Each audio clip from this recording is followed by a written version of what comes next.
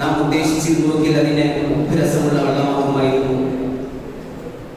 റഹ്മത്ത് എന്നാണ് മഴവെള്ളത്തെ സംബന്ധിച്ച് അല്ലാഹു ഖുർആനിലൂടെ പരിചയപ്പെടുത്തുന്നത്.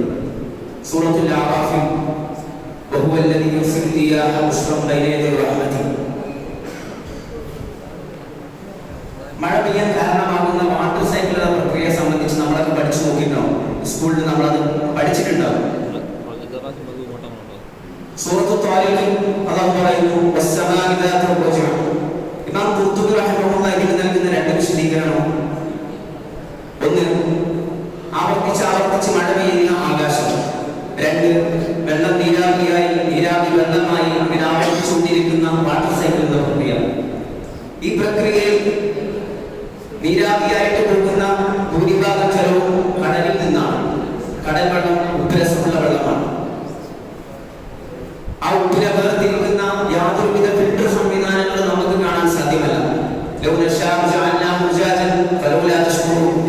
നിങ്ങൾ പാനം ചെയ്യുന്ന വെള്ളത്തെ ഉപ്പുരസമുള്ള വെള്ളമാക്കാൻ കഴിയുമായിരുന്നിട്ടും അല്ലാഹുവിന്റെ കാരുണ്യത്തിന്റെ പേരിൽ ശുദ്ധജലം നൽകിയതിന്റെ പേരിൽ നിങ്ങൾക്ക് നന്ദി കാണിച്ചുകൂടെ എന്ന് അല്ലാഹു നമ്മോട് ചോദിക്കുകയാണ്.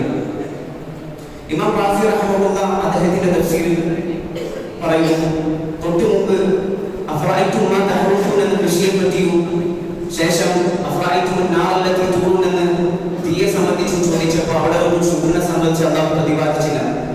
കാരണം കൃഷി ചെയ്യുന്നതിനും അതുപോലെ തന്നെ തീ കത്തിക്കുന്നതിനും മനുഷ്യന്റെ ചെറിയ ചെറിയ പ്രവർത്തനങ്ങളുണ്ട്. എന്നാൽ വെള്ളത്തിന്റെ കാര്യം എടുത്തു നോക്കുമ്പോൾ വെള്ളം ഉണ്ടാക്കുന്നതിൽ ഒരു മനുഷ്യനും യാതൊരുവിധ പങ്കുമില്ല. പൂർണ്ണമായിട്ടും അല്ലാഹു സുബ്ഹാനഹു വ തആല അവന്റെ ഔദാര്യത്തിന്റെ പേരിൽ നൽകുന്നു. മനുഷ്യൻ അത് ഉപയോഗിക്കുക മാത്രമാണ് ചെയ്യുന്നത്. വെള്ളം ഉണ്ടാക്കാൻ മനുഷ്യന് കഴിയില്ല എന്ന് സ്വാഭാവികമായിട്ടൊരു ചോദ്യം വരാം. കഴിയും എന്ന് തന്നെയാണ് ഉത്തരം. എന്നാൽ തീ കത്താൻ സഹായകരമായ ഓക്സിജൻ, ഹൈഡ്രജൻ എന്ന രണ്ട് വാതകങ്ങളാണ് തീ കെടുത്താൻ നമ്മൾ ഉപയോഗിക്കുന്ന വെള്ളം എന്ന ദ്രാവകത്തിൽ അടങ്ങിയിട്ടുള്ളത്.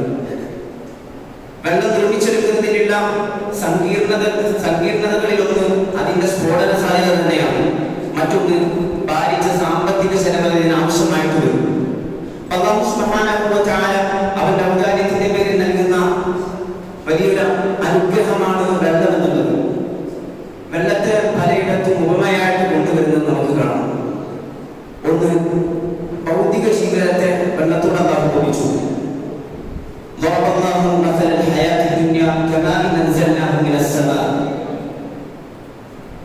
ഇമാം ഖുർതുബി റഹിമഹുല്ലാഹ് വെള്ളവും ഭൗതിക ജീവിതവും അതിന്റെ വിഭവങ്ങളും തമ്മിൽ സാമ്യതകൾ ഉദ്ധരിക്കുന്നുണ്ട്.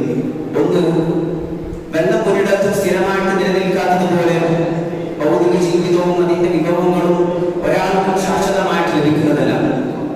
രണ്ട്, വെള്ളത്തിൽ ഇറങ്ങിയാൽ നനയാതിരിക്കുക എന്നുള്ളത് അസാധ്യമായതുപോലെ ഭൗതിക ജീവിതവുമായിട്ട് ബന്ധപ്പെടുമ്പോൾ, അതിന്റെ വിഭവങ്ങളുമായിട്ട് ബന്ധപ്പെടുമ്പോൾ അതിന്റെ ഫിത്തനകളിൽ നിന്ന് സുരക്ഷിതരാവുക എന്നുള്ളത് അസാധ്യമാണ്. മൂന്ന്, വെള്ളവും ദുനിയാവിന്റെ വസ്തുക്കളും മിതമാണെങ്കിൽ അത് ഗുണകരവും, അമിതമായി കഴിഞ്ഞാൽ അത് ദോഷവുമാണ്. ഇപ്പൊ ദുനിയാവിലുള്ള സമീപനം എന്തായിരിക്കണം? ഒരു ഹദീസിൽ കാണാം,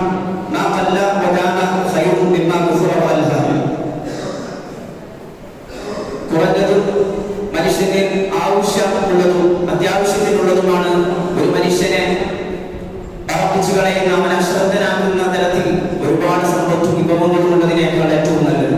ഇപ്പൊ ദുനിയാവിനെ ഉപയോഗിക്കുമ്പോൾ അതിന്റെ വസ്തുക്കൾ ഉപയോഗിക്കുമ്പോൾ എന്തായിരിക്കണം ലക്ഷ്യം?